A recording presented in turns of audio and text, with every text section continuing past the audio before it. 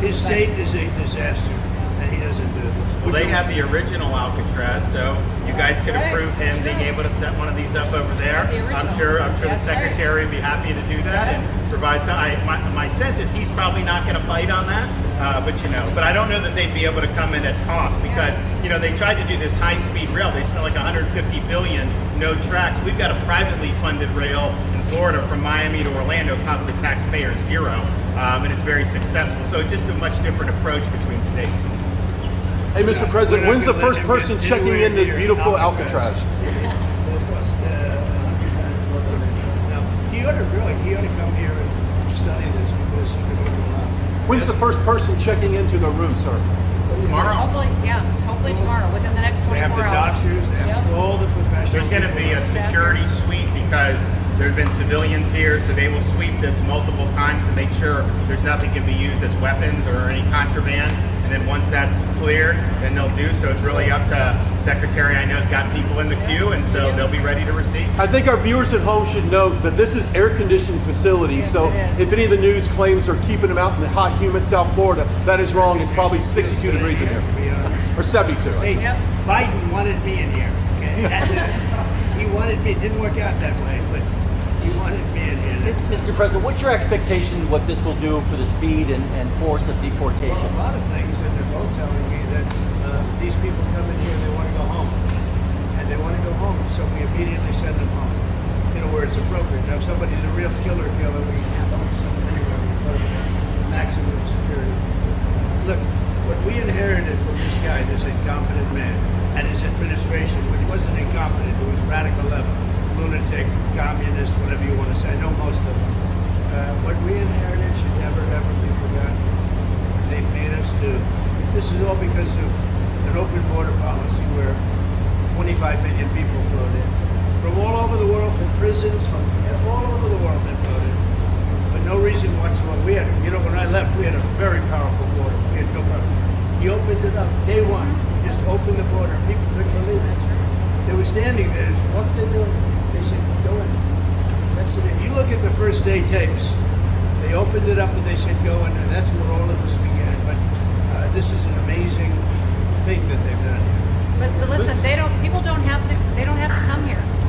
If they self-deport and go home, they can come back legally. We will let them come back legally. And there is a lot of self-deportation. But if you wait and we bring you to this facility, you don't ever get to come back to America. You don't get the chance to come back and be an American again and work here. So. They weren't with us when President and Secretary Kevin and I, we went through the intake. So right when you do the intake, they have the information about voluntary departure.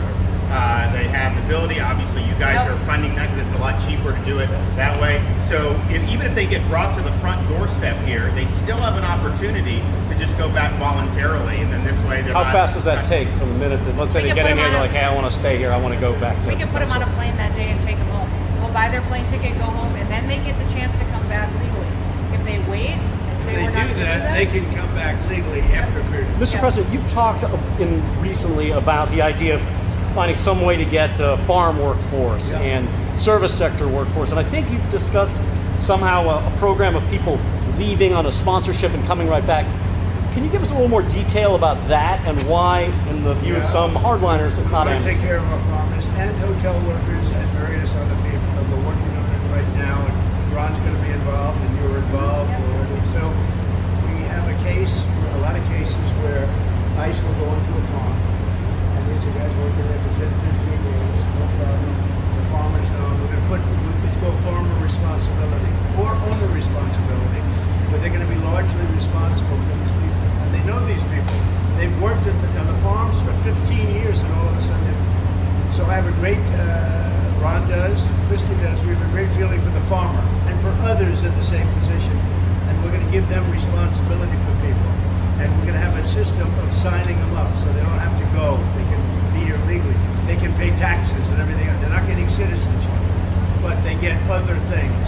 And the farmers need them to do the work. Without those people, you're not going to be able to run your farm. Mr. President, you and the governor tangled pretty hard in the 2024 election. And you stand here now. I didn't notice. Yeah, you stand here now as partners on this effort. How would you describe your relationship, and what future does Governor I would say it's DeSantis a have? 10. Excuse me?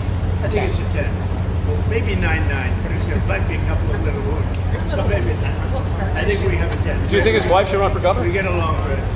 Should Casey DeSantis run for governor? The thing about it is, I endorsed him immediately in January 2024. I raised one of his PACs millions and millions of dollars.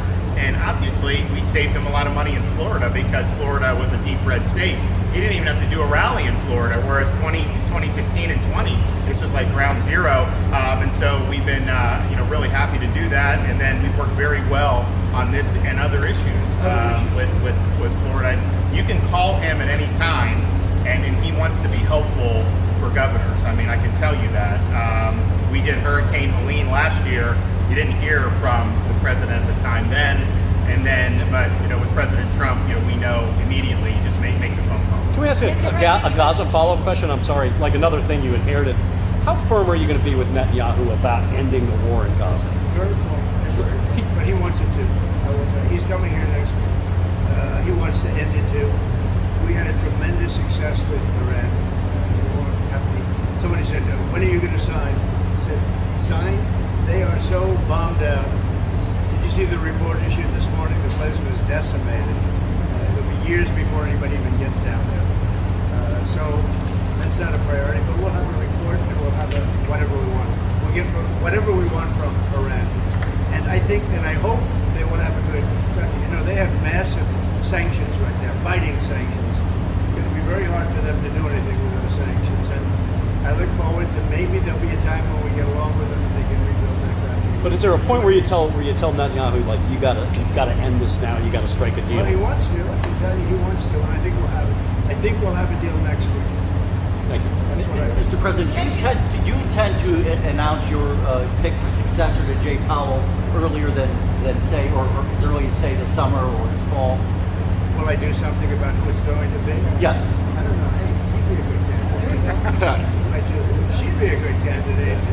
Anybody would be better than Jay Powell. No, he's causing us a fortune because he keeps the rate way up. I think it's Trump derangement syndrome personally, but we have a very strong country. We're the strongest country. Look, our country right now is at a level that we haven't seen for 40, 50 years. What we're doing now is nobody's seen anything like it. I told you, I was in the Middle East. The King of Saudi Arabia said to me very strongly, he said, "You know what? A year ago you had a dead country. Now you have the hottest country in the world." We do. We have the hottest country in the world. Thank you very much. I was going to say Syria. We'll be seeing it over the next couple of years. Also, those type of industries. Kill more Garcia, the person made here.